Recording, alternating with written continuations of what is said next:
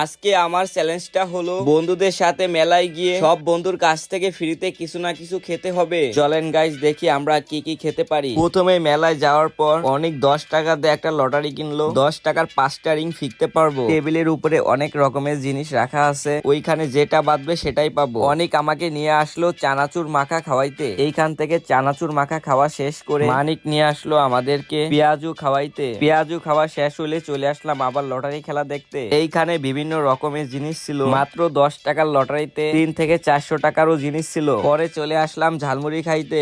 এর আগে খেয়েছিলাম চানাচুর মাখা ফ্রিতে, এখন খাবো ঝালমুড়ি মাখা ফ্রিতে। ঝালমুড়ি মাখাটা আসলে অনেক মজা এবং স্বাদ হয়েছিল। ভিডিওটা ভালো লাগলে অবশ্যই একটা সাবস্ক্রাইব আর একটা ফলো করে দিবেন। এইখানে দেখলাম একেবারে গরম গরম রসগোল্লা তৈরি করা হয়েছে। মানিক আর অনেক মিলে ওরা দুইজনে আমাকে 2টা রসগোল্লা কিনে দিল, একেবারে গরম গরম রসগোল্লা। মেলা থেকে বাজারে আসার পর তুষার আমাকে 10 টাকার একটা কিমা পুরি খাওয়ালো।